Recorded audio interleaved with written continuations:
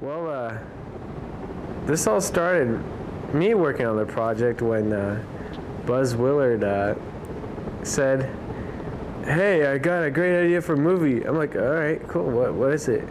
And he's like, "I have this trench coat and I'm a cop." And I'm like, "All right, this sounds like we could do it because it sounds like a lot like our other films. So we did those. The fact that Buzz is the main character." So I thought it would be possible to do. But he told me more about the movie, and he's like, "Yeah, the plot is great. I go around and you shoot it. That's the movie." And I'm like, "Huh."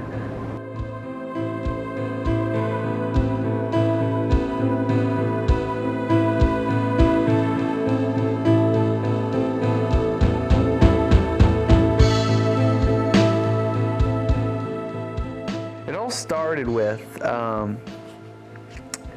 some pictures that Teresa Schultz took. She had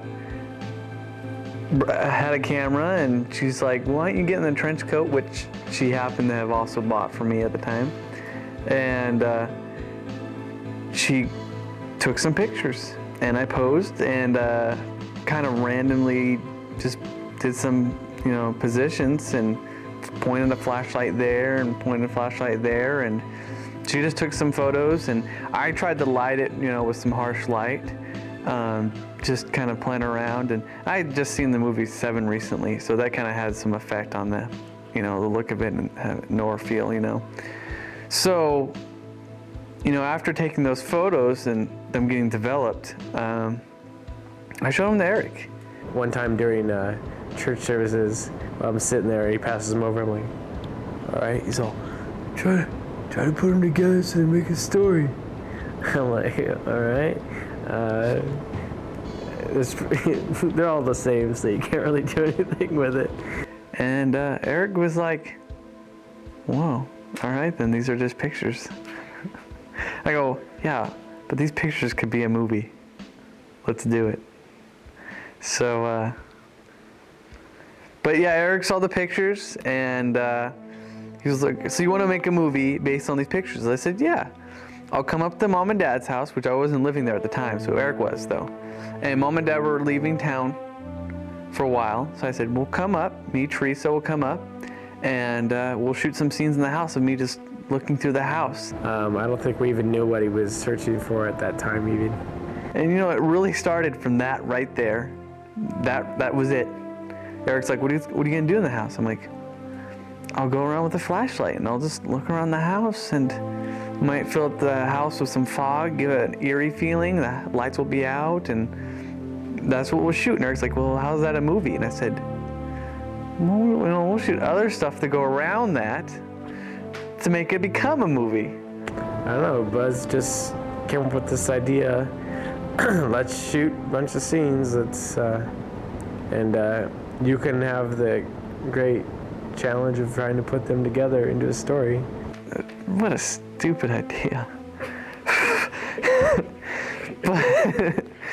but that's how it started. And we went up there and we shot it, and within like a week or so, I found out I was going to be house sitting and pet watching my parents' neighbor's house, which I've done before. And I realized, I go, well, that will be Heiss's home, and he'll live there, and we'll have some scenes there, but he'll be doing stuff at my parents' house where he's investigating something, and that's the story, and I guess someone's watching him. But that really was the main concept right there, those two buildings, and that was it. That really was just it. And we shot one, and we shot the other, and we came back and shot some more, and we used like smoke bombs to smoke at my parents' house instead of having a fog machine like we do now. So that was an interesting experience, and we really had nothing. And I think that's all we shot was like the house stuff. Well, basically in this house, which is Buddy and Pat Rosales' house, and my mom and dad's house. So, and that was it. And we kind of stopped, and we went and made another movie, All That's Left. And then we kind of came back and tried to do a little bit more to fill up the spaces of Paranoia. So that's really how it all began, was just that, and it was basically pretty sad because when it came down to the final version of this movie, we kind of kept cutting away from that first scene that we shot in Mom and Dad's house where I go through the house. So it really wasn't that great. So it makes you wonder, that's what the whole movie was based upon, and now we don't even like it. So this movie, started off really small, and the basic stuff of that was the look of it and what I was wearing and whatnot, and which was mainly a trench coat in a lot of the movie. The trench coat was also, which I mentioned earlier, was given to me by Teresa. She got it for me as a gift, and I was like, great. Now she's like, you could use it in the movie, and I took advantage of it. I also had a small flashlight, which I used in all of the movie. I don't remember where I got that from, but it became very important, and it was used in the original photos too, I believe. So, those pictures kind of like, we took those and we're like, all right, we'll throw that person we've seen these pictures into this movie, and then we'll build a story around it. Besides my mom and dad's house, there was Teresa's house, which was used twice. First as the house with the whole tub incident in it, with the guy in the bathtub, and there was also downstairs, which was supposed to be a whole different house, supposed to be Hudson's house. I also had a pistol in the movie, which I tried to make sure that it was always the same gun throughout the whole movie. I don't know why exactly, but I didn't want like continuity. Well, I was playing with this toy gun and this one scene in the movie and then another. It's like we'd have the one gun. That gun was bought by Teresa. So basically, I'm cheap, and Teresa bought everything. We also had the Festiva, which belonged to my dad. He let us use it. I think a lot of the time Buzz was using it at the time anyway, because my dad was using a different car. It doesn't really seem like something detective would drive. Kind of makes up for the huge house that he has. He has a crappy car. You know how there's some people that are all poor and they have like a Corvette? I'm like, what? They live in a dump and they're like, oh, it's a Corvette? I'm like, yeah, good for you. Your family's rotting in house. There is questions about the movie and the fact that why were there like a pickup truck and another car like in Heiss's driveway in some of the shots, and why is he driving this Fiesta when he has those? And we also explained that his cars are in the shop, meaning they're being fixed on, they're not working. So that explains that for you people that try to find problems with our movies. The watch that Heiss has in the movie, the pocket watch, the one with the chain on it, that was bought by Teresa as a gift for me. So, and that became a big item kind of in the movie. I'm not sure exactly why. I just thought, Heiss holds on to this. This is something he always wants to have. Not sure exactly why. It's up to you, the fans. The cast started off with Buzz, of course, because he created the story. He gets to be the main character. That's just a rule Buzz has. So after we shot All That's Left, and we came back to Paranoia, it really came to that point when Eric had the movie of All That's Left edited and everything. That's when I really started thinking about what more do we need to finish Paranoia with. I guess what happened is we really didn't have a movie at all before All That's Left was being done and everything. And then afterwards we're like, all right, we need to figure out how this movie's going to end. We need to figure out who's the bad guy. And I mean, Hudson had been already in the movie, but we felt like more needed to be added to it and give it some bulk. The movie was very serious, and I thought, we need some comedy in here, and we need to throw in some other characters so that, you have some options as to who the bad guy might be. I was around most of the time. I don't think I had a job yet when we started the movie. So we I kind of wanted to play cop too. I told him I didn't want to be a bad guy. Eric Willard is obviously in this movie for multiple reasons.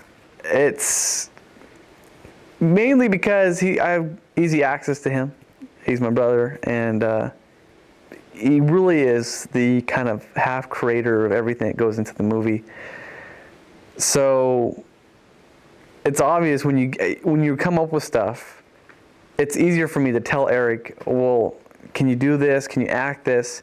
Because I know he can. I know he knows what I'm thinking for the most part. So I think, what's the other major role in this movie? And I realize it's Hudson. Well, then, obviously it's going to be Eric going into that role. We thought it'd be a twist right off the bat that, oh yeah, he's a cop, and which has been done so many times. I'm sorry, audience, it's not original. Teresa did a short little cameo as the police officer walking up the window. She doesn't want to be shown that much, I think, so she kind of kept it to an audio act.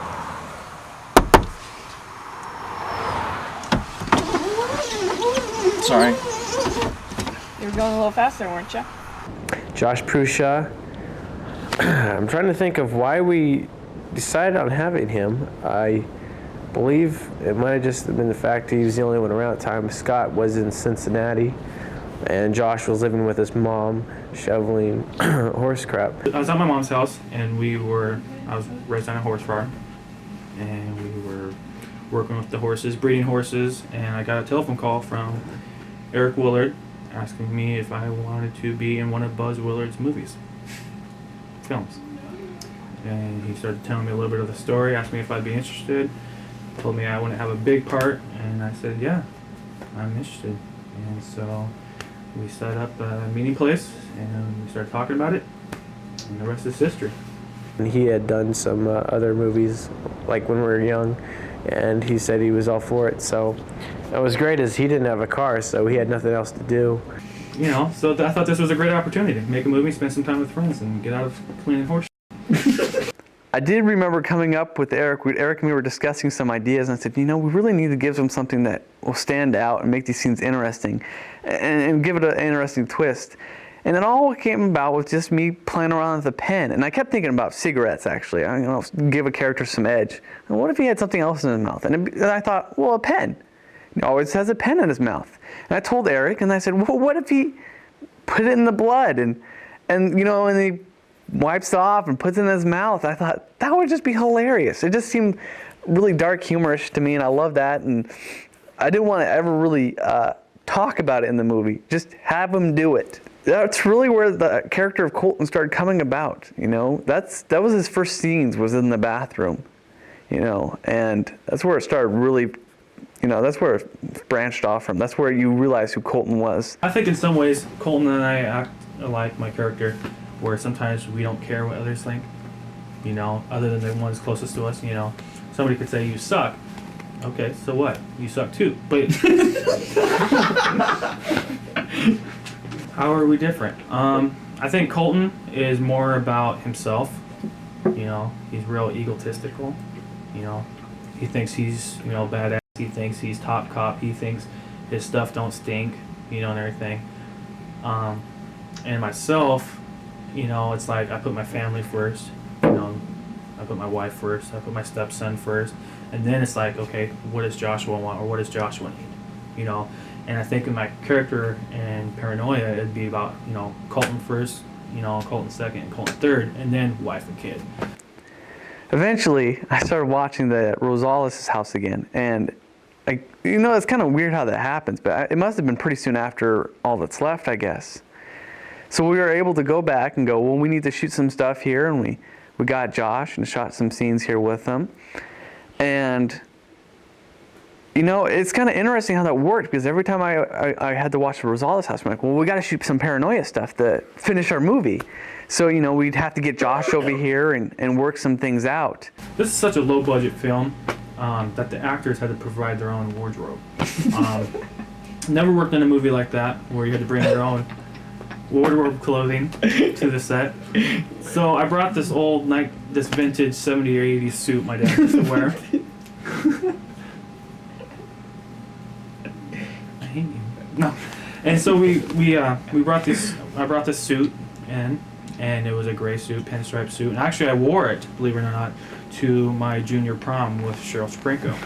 Oh, I did not know that. And so I brought that over and everything, and we started, filming it, and the rest is history. It was a great suit. I thought the chief should have something, other than just jeans and a t-shirt. I thought it'd be more,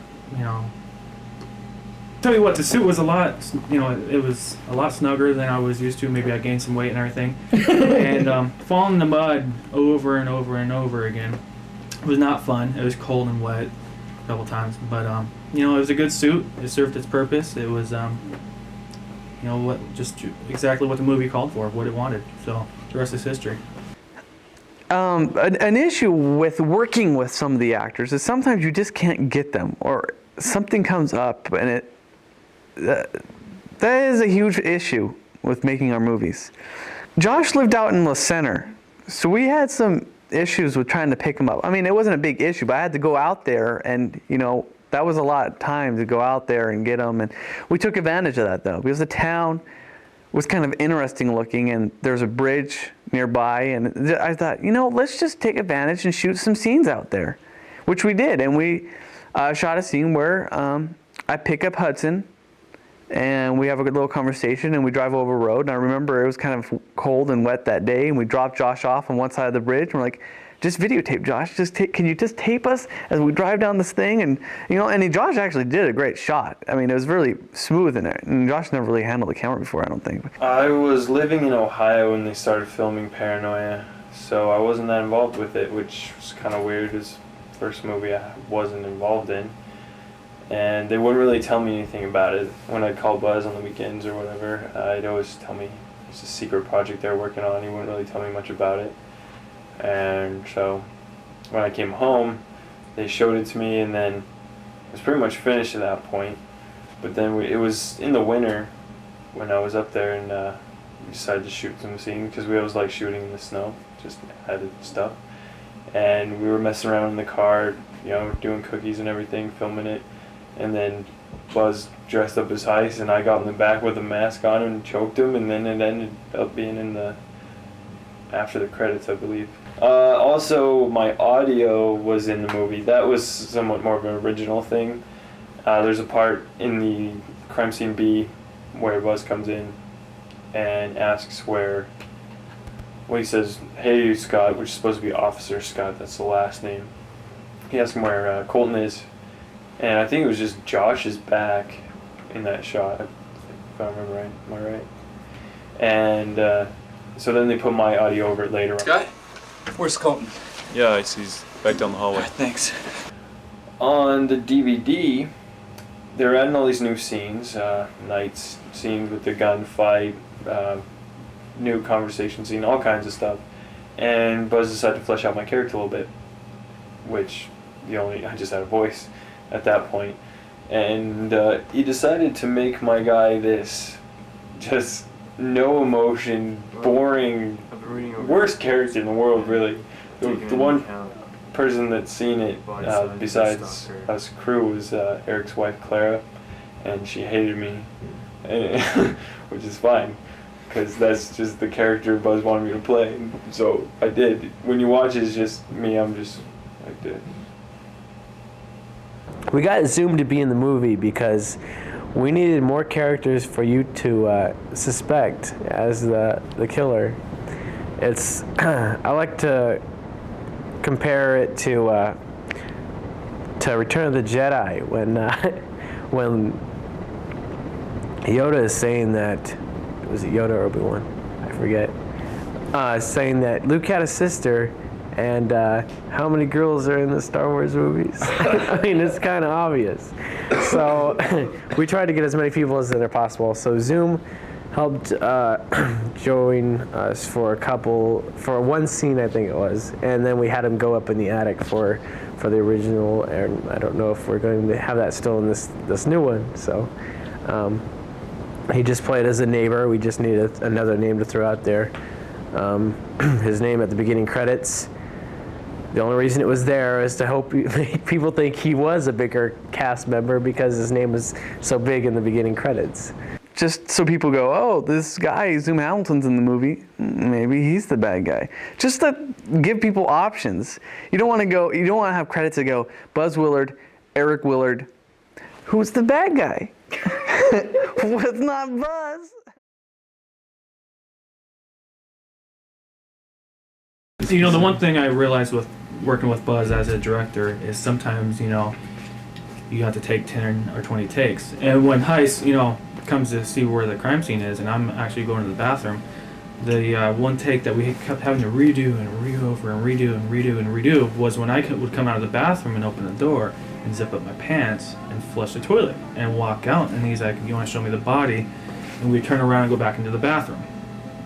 We had to do that shot so many times because Buzz always had to gets everything perfect, and sometimes that can be annoying, but in the long run it turns out pretty good. But we had to sit there with the zipper, and he would have to show me on off cue or whatever how to zip up my pants, and it may sound retarded, but you know what, now I know how to properly zip up my pants. You gotta go. I had to lay in the bathtub. We took a blue dye, or was it makeup or something? We spread it all over my hand to make it look like it was a dead body, to make it look like it was cold, but I ended up just making my hand a little more blue maybe than it should have been. It might have looked good, but I guess she didn't have enough to do my whole body, so it was just like one hand was like that. So I don't really know why we did that. So Buzz was like, well, this is a little blue in the movie. We ended up having to shoot in the street in front of Teresa's house. And that was interesting because we wanted to shoot guns out in the street, and we don't like to cause problems, so we don't want to have police showing up, which has happened in the past with Eric and Scott and Nathan. So we were seriously worried about that. What happened was we ran out in the street. We faked like we pulled out our guns. Never actually did. And then ran around the house and ended up pulling it. See, in front of Teresa's house was visible by a lot of houses, and we just didn't want to do it there. So what we ended up doing to make up for that is we shot upwards at us towards the sky somewhere else of us pulling our guns out, and that was slapped in there. So you struggle with things like that because you don't have a filming permit. You don't have permission. You don't want to scare people. You got these issues, and you gotta trick your way around them. And that's an issue. Another time Buzz was being, challenging and trying to challenge my acting skills, like he's, God's gift of acting, was when the scene in the forest or in the fog and everything, he tells me to drop my gun or lower my gun, and I drop it down. We had to keep doing that another 10 or 20 times because it was either too fast or too slow or not right, or my left hand, not my right hand. And that, that got a little old, and I'm like, dude, make up in mind, because it got old, and I just was getting tired of having to reshoot the same over and over. And but with like Buzz, you just grin and bear it. Do a normal motion. No, like regular speed. Josh, just let it drop. The other scene with Heiss and Colton was in the living room of Heiss's house. I remember at the time Josh was very upset. His something had happened with his grandpa, so he was a little down. We both tried to cheer him up. He was very upset, which is obvious. And when you're stressed for time and you're the director, which I was, and it becomes stressful. And because you kind of really want to get your movie made, and you really have to have it done before you're not staying in the house anymore, but then you have your actor who's upset for obvious reasons and very good reasons. That's when I become a bad guy. And I really hate being that person, but you kind of have to get your movie made. I tried to be there for Josh when he heard about this. I can honestly say it was great, or it was nice to be surrounded with friends. There was, one between takes or between filming the two movies. I think it really started to hit me. I believe it was Buzz, and he was just there for me, and Eric was there too. They were both there for me. But it was pretty upsetting. The family knew that it was just a matter of time, but you don't expect it, when you're at Northwest Weekend. And it wasn't like I couldn't continue carrying on. It was just something that bothered me. But like I said, having your friends there made it, easier to handle, to deal with. And so in some ways I'll actually remember maybe his death, or remember him, or remember making the movie, with the other, coinciding with the other one. Remember Grandpa? Well, what was I doing at the time? I was making a movie. Okay, making a movie. I remember Grandpa. It's one of those things. It's just, you think of one and you think of the other. And it's just really nice to be surrounded by friends at a time like that, because it's a lot better to be with friends than by yourself and hear sad news like that. And I was also having a hard time because at that moment when we're shooting those, I was watching the house, not Buzz that time, and I had lost one of the cats, and I was having a hard time, and Buzz kept making me feel bad about it, which made me not want to shoot the stupid movie. So that was one of the problems that arose, but we got through it. I mean, we tried to put it in the back of my mind. Josh is helping me cheer me up from Buzz because he was being a real jerk about it. Turns out the cat was fine. It was in the house the whole time. And that's one of the major difficulties of making a movie, is you got to push people ahead, even though you really probably maybe shouldn't. But I got Josh to put it to the side, and he stormed forward and he did some scenes for us, and they were great. So I commend Josh for being able to do that for the movie. I don't know if you can see it well in the movie, but halfway through the scene, we're like, we need to come up with a reason why Colton has to go suddenly. They're like, oh, he's got plans or something. Oh, let's give him a watch that he can look at, and so he can say, oh, I gotta go. But we didn't have a watch at the time, so I forget whose idea it was. If it was me or Buzz, I don't think Josh would have came up with it. But we like, well, how about he just writes the time that he needs to go on his hand, where he would have his watch, and we thought that might be a funny joke to put in there. What if we get Zoom to dress up as the bad guy and attack me? Because it would be his body language instead of Eric's, and hopefully that would fool them, thinking that, well, yeah, that's not Eric, so maybe it might be someone else that's the bad guy. We shot it that way, and when we showed it to the audience, people actually ended up saying, when they saw the bad guy running across the roof, this is totally ironic, because as we're watching it, thinking, oh, it's going to trick them to think it's someone else, and you don't usually do something like that on purpose. Someone actually in the room said, oh, hey, that guy's running like Eric. It's got to be Eric. And I thought, how does something like that happen? I had come up with it a long time ago. I thought it might work, but I never said anything, so I guess I have to give the credit to Buzz. To dunk septic tank. Who dumps a septic tank? Goldfish tank, whatever. Fish tank. So we put the camera, put a bunch of towels around it, kind of pressed it up against the window and just sunk it down, couldn't stick it down so low. We actually shot Buzz underwater during the day. I had to darken the footage later because there was no light in the jacuzzi to shoot it at night. Eric would actually put the cover down over the whole jacuzzi, so there was no way for me to get out. And I'm under there holding my breath, and I'm like faking it. I'm like,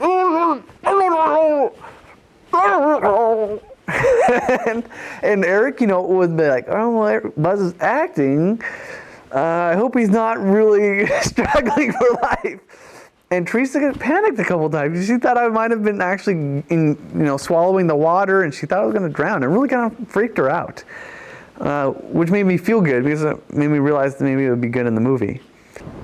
For gunshots, we decided to use firecrackers.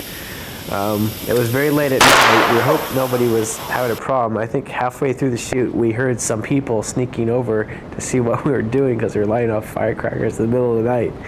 And it was a lot of fun. A couple times, there were close calls and everything, and you thought you maybe would get hurt. But the thing is, you just roll with it. You have fun doing it. You get that little bit of adrenaline pumping through you, and you want to do more, and you want to get closer, and you just want to keep going.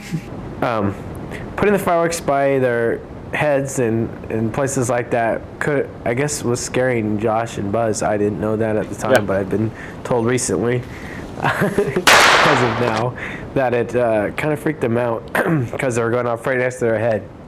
I figured, You know, if something happens, it's good for the film. But it can be very loud, and I think it was damaging to ears. I think maybe somewhere along the shoot they were using earplugs. There's one scene, as you can see it, where there's a firecracker between Buzz and I. We both jump up, apart from each other. And that scene we had to do a couple times, and everything. And you want to get that exact precise angle and shot, but yet you don't want to get too close and hurt yourself or hurt the other people around you. Another thing with fireworks is the fact that they're from like maybe 3 years ago. We never know if they're gonna work or not. And there's always that time when a wick goes and just stays at the end. And we're like, all right, well, it's a dud, pick it up. But who really wants to pick it up? Once again, low budget films. There was no fire department or emergency crews or anything other than Judy Willard that would maybe just kiss it and say, go back to shooting. The panning shots of of Colton and Heist driving or running through the woods was done by I think my dad was driving. At the time, had a minivan. I was sliding out the door and shooting, and those became very nice shots. We had done some of that in Bumco, but we wanted to try a little bit more. And we kept shooting. Me and my dad, we drove about half a mile, and we kept having Colton or Josh and Buzz just keep running. Just running. And then Josh finally catches up to the van, and I say, keep going. The scene we shot for the cop station, you might wonder why we did that. That's actually in the back room of Staples where I work. Buzz walks around the corner, and you'll see a guy there. He's actually wearing my trench coat, and he's like, hey, Ryan. His real name is Ryan. He's a mentally handicapped kid who works at my store. He was there. He's the janitor. He was cleaning and stuff, and Buzz is just like... And he kept walking by the door and peeking in. He's like, what are you guys doing? And I'm like, Ryan, we're trying to film. He's like, what are you guys doing? He's forgetting or something. So I'm like, hey, you want to be in this? He's like, sure. So we put him in a trench coat and just make him kind of face in one direction, and we just shot him. Buzz says hi to him and walks by, and that's it. And it's this back little, the operational manager where all the paperwork is kept, and we do the interviews in there and stuff like that. And it's just a tiny, cramped little office, which you can tell from the video. And you can see a couple of things that totally give away at Staples. That was probably the least hassle we've ever had with filming at a real place. No one yelling at us and telling us we're doing wrong things. The part I played for the cop scene at the station, for having no emotion, was pretty easy. It's like 4 o'clock in the morning that we got up to do that scene, because we had to be there at 6 so that we could get it all done before the store really opened up or anything. So I'm really tired, so I'm just sitting there half asleep. So I didn't really have to do any acting, it just came natural. Or else I just sucked that much. We planned it out where the car was going to come up at me, and I had this idea. I mean, I told Eric at the basis of it. I was very scared at first to do, his first stunt he wanted to do was to pin my car up against the tree really quick while he jumps on the hood, which I was very nervous about, because if you're just hitting him with a car, there's ways where he can fall and get out of the way and be hurt, but surviving. On a stunt like this, if he anywhere messes up and gets something still stuck under here, he's pretty much doesn't have that anymore. And as we went along, kept speeding up because he realized he wasn't going to actually run over me, and I would always make it onto the hood. And that was great because Eric was making sure I'd be safe. And then the rest of the scene, Eric had the complete opposite attitude and always went faster and then worked his way down from that. So, risk my life and then go to safe. So I'm sorry, I didn't want to drive fast on those scenes. That's one of the few times I like to be safe when it has to do with another actor. I hope you you enjoy the movie anyway, but that's going to be one of the things that bothers me, the fact that the speed is what I wanted it to be.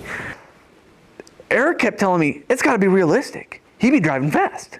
Why would he want heights on his car? He wouldn't. So he'd drive fast.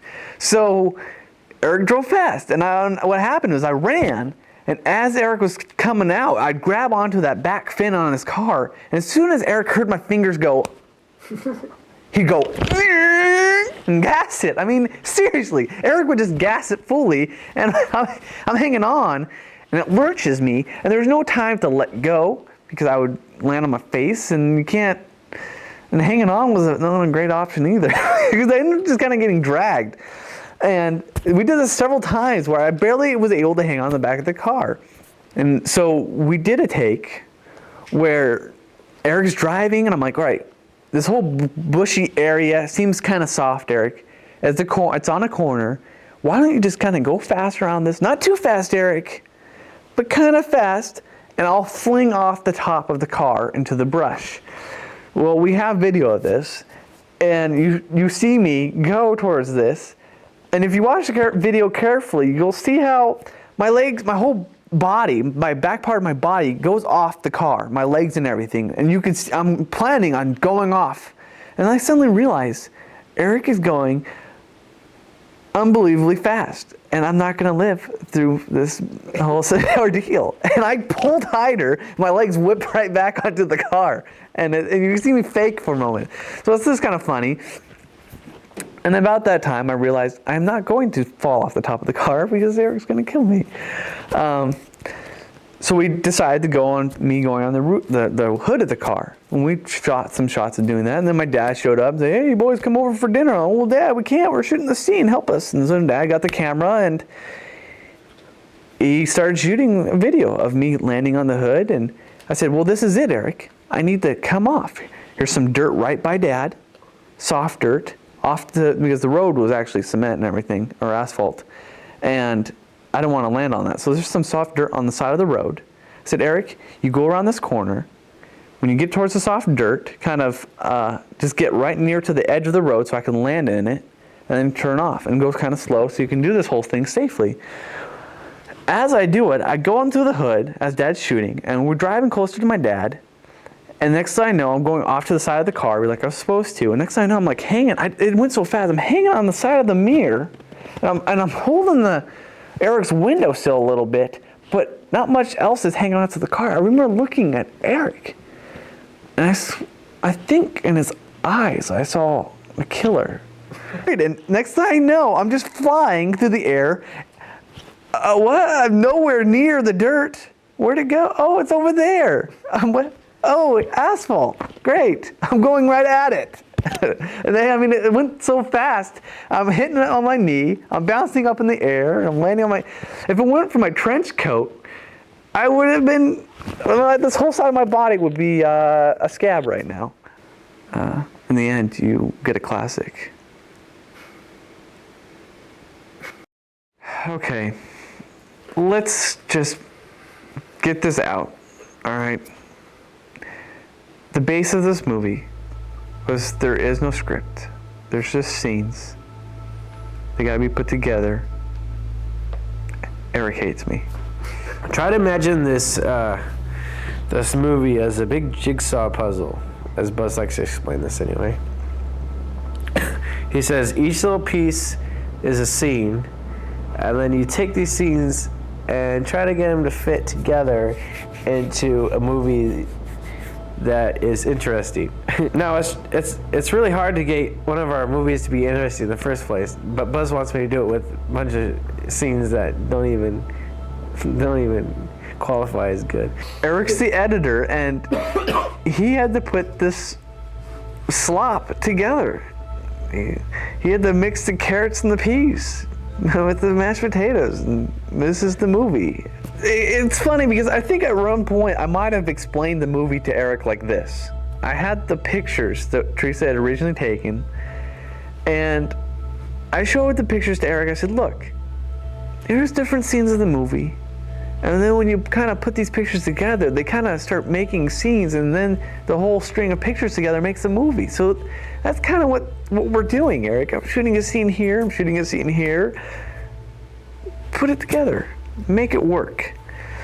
Well, what I did was I took the scenes that you knew you had to have together, and then I took random scenes, and then in between those random scenes that were about 5 minutes long, I would have about a 30-second shot of Buzz being paranoid. That's pretty much how I pieced the movie together. It's great editing. I'm a great editor. That was kind of an experiment of what the whole movie was about. There was no script. It was ad-lib scenes for the most part until the DVD stuff.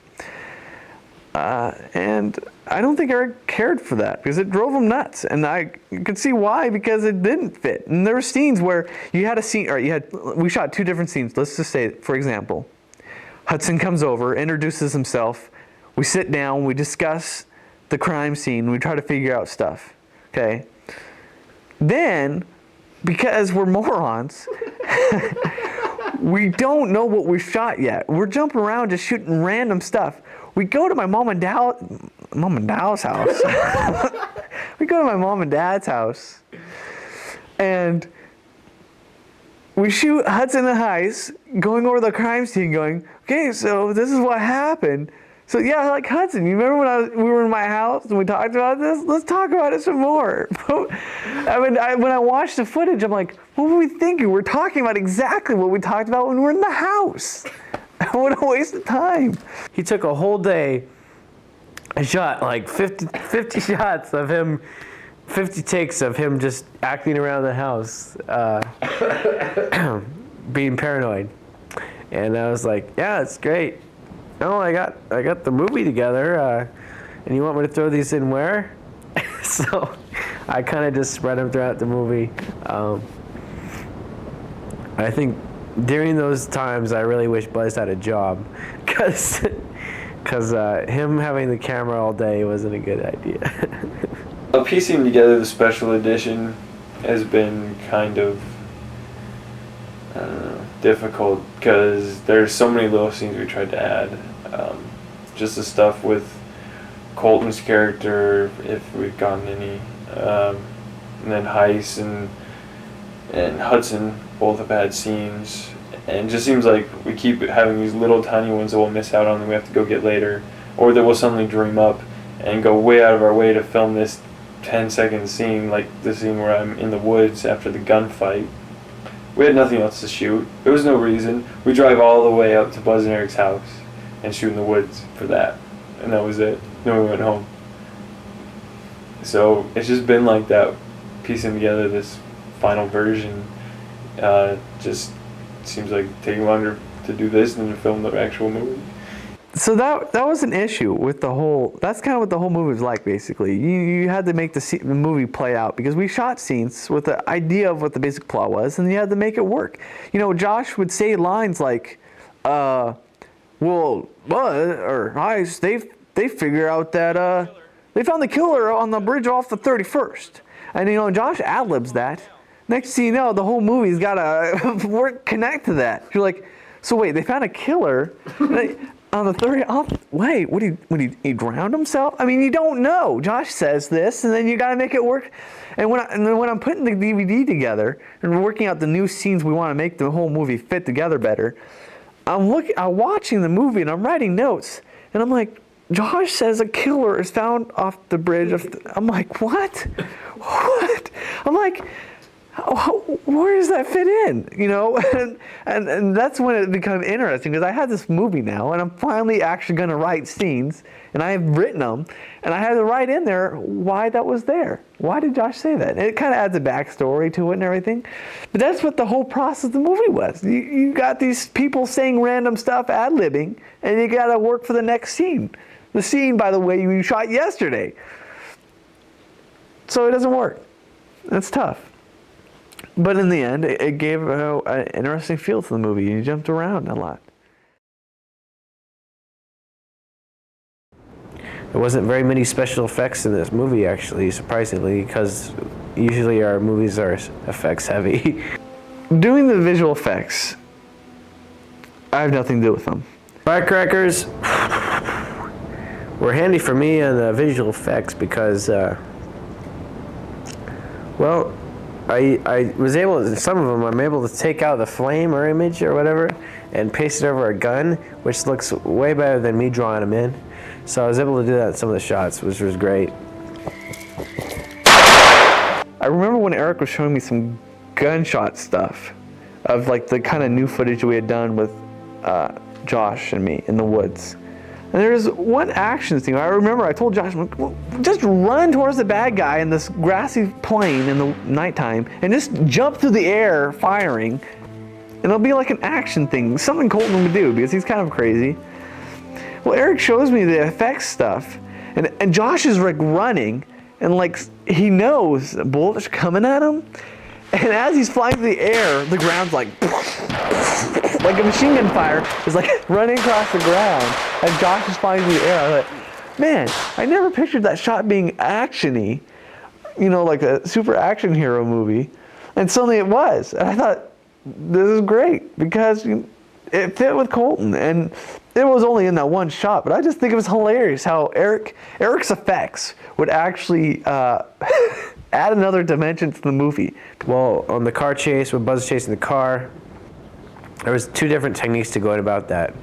We wanted the car to go faster than it was, even though it was going pretty fast. Probably doesn't look that way, but it was actually fast. Buzz can tell you that one. I took a shot, I sped it up, and then I add a motion blur to it, so it looks like it's faster. And the other technique we went about is changing the shutter speed of the camera, so things are just naturally more blurry when you move the camera. And then I plan on speeding that up. So we're just gonna see what works best. Probably use a combination of those things to do it. The editing crew, primarily Eric Willard, I have to say he does awesome work. When he adds the little things as far as like the gun sliding back, the little flame coming out of the chamber. Colton! Please! Please!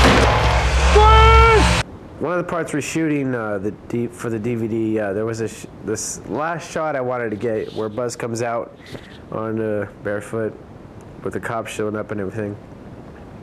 And one of the big trees that was originally there is now gone because of, I don't know, a windstorm or what. So we're going to try to digitally add that in. Hands on me. To get the cop cars in some of the shots, we would drive around a police station looking for a good angle of a police car to capture. I was like to the kitchen and like scrubbed my. Then we would take a still image of the car, shrink the image down into a still of the crime scene house. Then I would shoot another element of a rotating blue light, which is also then shrunk down into the top of the police car. Cropping around the edges of the elements and adding a slight move to the camera sells the shot for the final movie.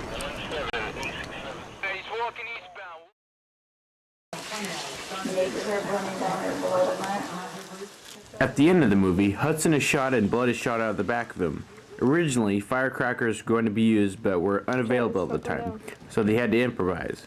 So the effects crew took plastic sandwich bags, fake blood, and a string with an anchor to do the effect. Looks like you donated some blood. Just a little bit. On the end of the string is a fat screw that, when pulled, will hopefully break through the bag Looks and like have jam. blood spread out of it. Okay. Ready? Yep. Go. The first time, it was unsuccessful. Didn't work at all. Want me to try the other one? No. No? No. Yeah. Set. Good. Go. Wait. Your color's up, but I guess it doesn't matter. Okay, ready? Yeah. Okay. Did you go? No, hold on. Ready? That might work. It doesn't help. Realizing later that the string was being yanked too hard, Well, it the came effects out. crew gave the string no slack and then pulled. Alright, we'll get ready. Yeah. Go.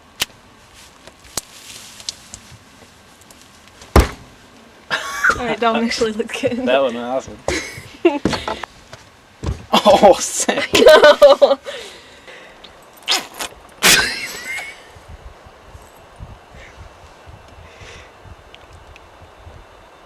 That's good. It came out all bubbly. The first one was no good, but the second one went pretty good.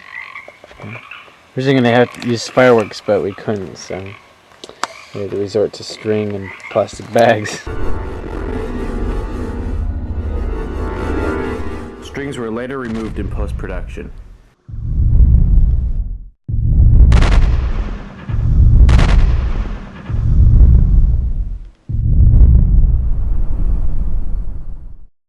I love widescreen. So does Eric. I hate full screen. And I actually don't really care for watching television anymore because it's a square and it's just not great for the eye, I don't believe. It's like the rule of thirds. I took photography when I was in high school. So I had an idea of the whole concept. And I knew that you had to shoot for, you had to break up the picture. And it's easier to do that on widescreen. It's better for the eye. We shot Paranoia for full screen. So it's because, we never, that was probably back in the day when I didn't care. But now I really do. And Eric and me have decided to put the movie in widescreen for the DVD release, which has been interesting because, we're taking the old footage and we're actually cropping some of that footage off. And it's not like it was needed. We never really framed the stuff that great before, I guess. But there were some interesting things where Eric actually had to move the widescreen, move the bars on the screen. Because you got to think about it. You got a full image of me, like let's say, like right here. And what you might not see because Eric's shooting in widescreen right now, but there's like a box. And when Eric's like, oh, I got to put this in widescreen now, he suddenly cuts away this much. So it becomes maybe more dramatic because you're just focusing on what's really that important. But there's sometimes something important going on down here, and Eric had to reveal it and move the bar down. And that's how it kind of works. Eric could choose where he wanted it. So in a way, it became this freedom thing. We're adding more direction to the movie afterwards with the widescreen. Digital grain helps us out a lot in places, things like the night shoot, being able to change how dark it is and the color of the scene. Adding more contrast to a scene, softening the image. We decided that the movie's got to have a feel. And, for the most part, we tried to give it the appropriate feel, the way we shot it and lit it and whatnot. But we also felt like we could go back and actually change some of the coloring in the movie and just make it, make each scene feel like a certain way. And it's amazing how it changes it. Because, when I watch some of the scenes where I'm just like looking around through some, like, let's say brush, it was all bright green brush, and it felt like I was watching a home video. And Eric's gone back and like changed it. So all the leaves got this goldish color. The whole scene's got this goldish color, and the leaves have lost all their green, and it's just got this feeling to it. It's got this tint now. The scene, a crime scene, you don't want it all like green leaves, I'm beautiful, kind of environment. So I just tried to, get a more cold tone to the scene.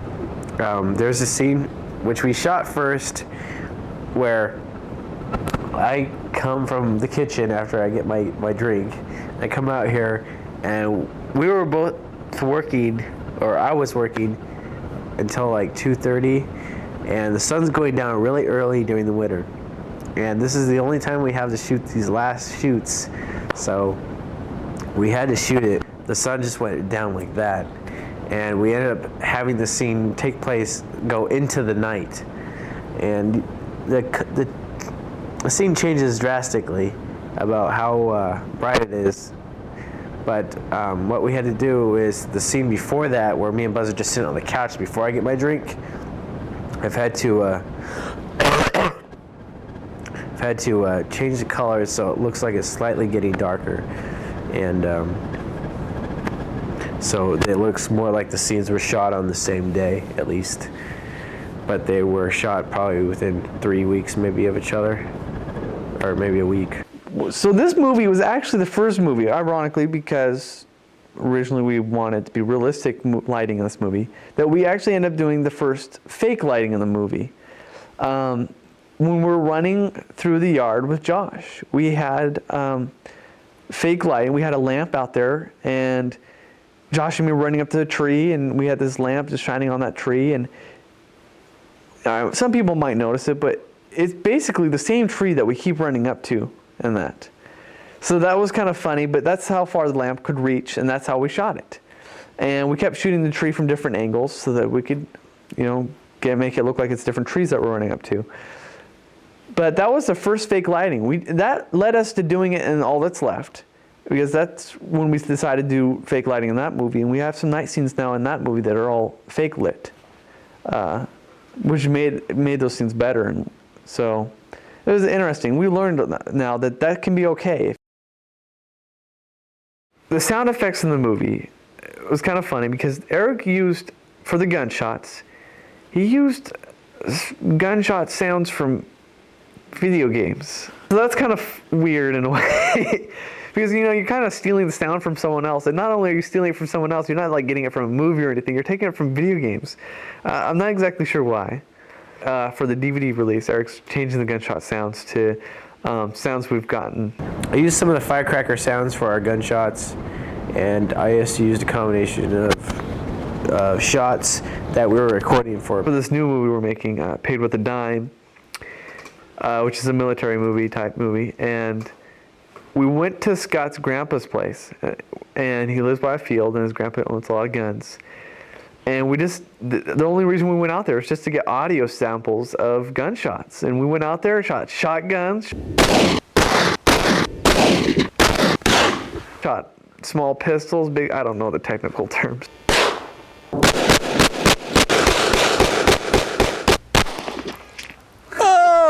But we recorded all these different sounds, and it was supposed to be for Paid with a Dime, but Eric's stealing that and putting it for Paranoia. So the gun sounds are real. Well, I heard about the Paranoia Extended Edition through my good friends, and he's actually a producer of the film, Eric Willard. He contacted me one day and said, we need some original music, you know. We've never had original music for our movies, and we thought Paranoia is the type of movie that really needs its own soundtrack, its own score, its own type of greatness for the type of caliber of film that it is. The comparison between the two movies, the original Paranoia and the extended version with music, varies quite a bit. I know Eric Willard actually added in his own little variations of music in between, which surprisingly was crappy. So I think with the extended edition, people not only see an extended version of the movie, they also see an extended version of what we can do as directors and producers and songwriters. I don't do the music, he does the music. I tell him what I like and what I don't like. Sometimes he doesn't listen to me. I have to say, oh, all right, do what you want. You know, the way Nathan works, it's kind of weird because he kind of just,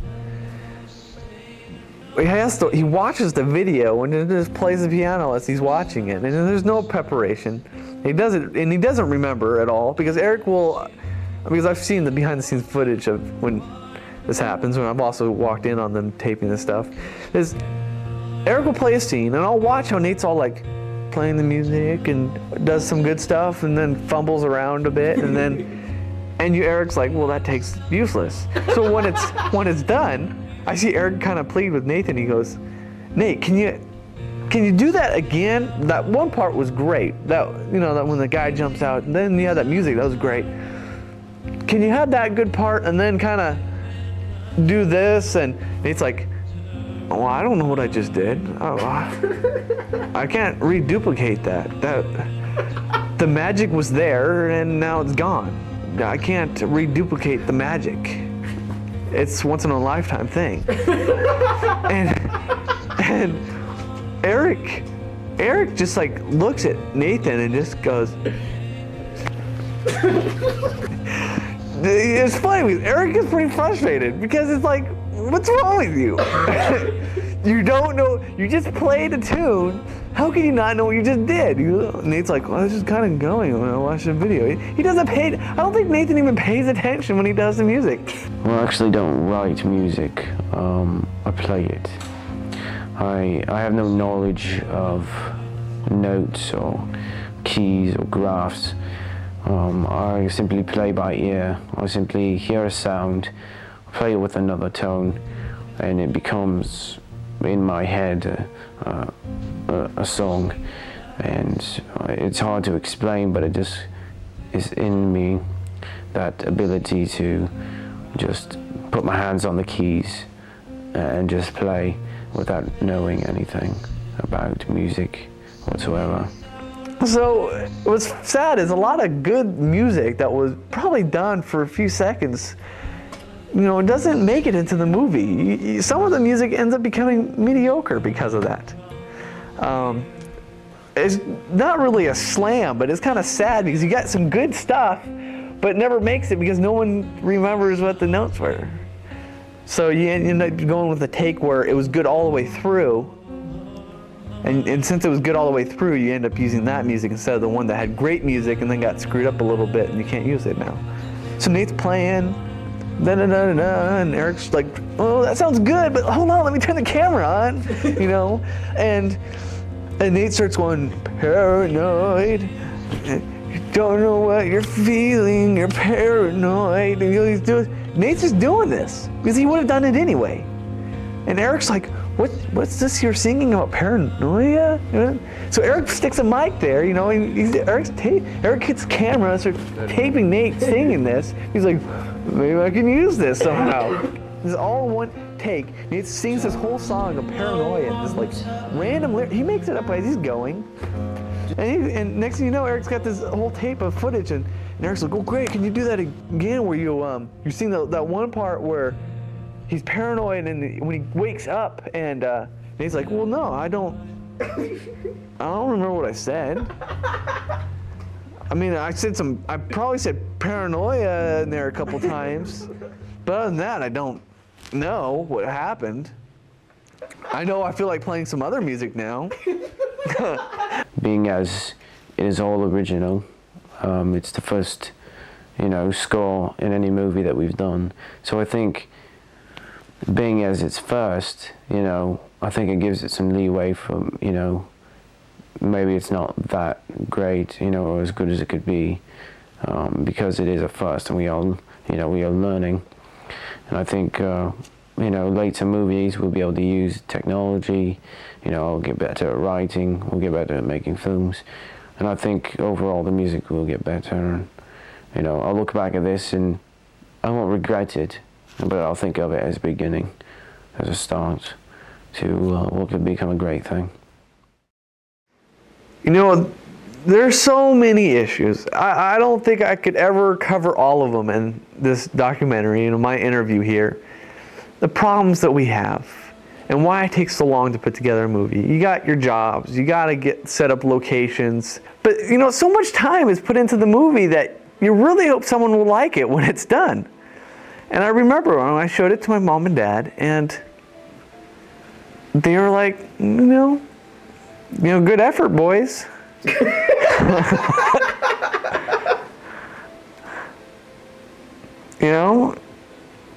Dad's like, good, guys tried hard there. I felt like crying, seriously, because I spent a long time on that movie. I started it before all this left, did all this left, then came back to it, finished it, and say, yeah, this is it. I think my parents weren't expecting something so dark, maybe. They're pretty polite about it. And it's not like I'm making fun of my parents. No, it's far from that. It's like the movie wasn't that great, But that's what you base it on. You got to show it to people, and we show it to our mom and dad. And, and like I said, my dad didn't like the snow scene. He didn't really see how it fit in. And, after a while, I realized he was right. It's out of there.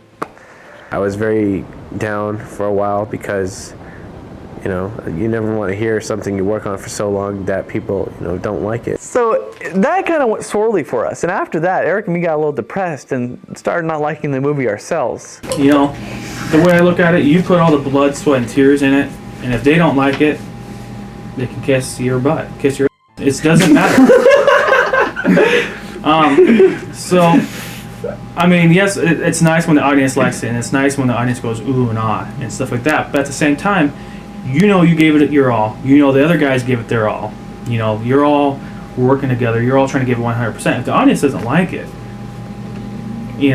well, that's fine too. There's some people that are gonna like it, and there's some people that aren't gonna like it. You can't please everyone. And if you know in your heart you gave it 100% and everybody else did, then you know what? Who cares what the audience thinks? You know, at least you can walk away with the experience and say, you know what, I had a great time doing that. We brought it to Salem, where we were having an outing with some of the guys, and I wasn't excited about that because I really didn't think I cared for the movie. But as people were watching it, people were getting into it, and people were trying to figure out what was going on, and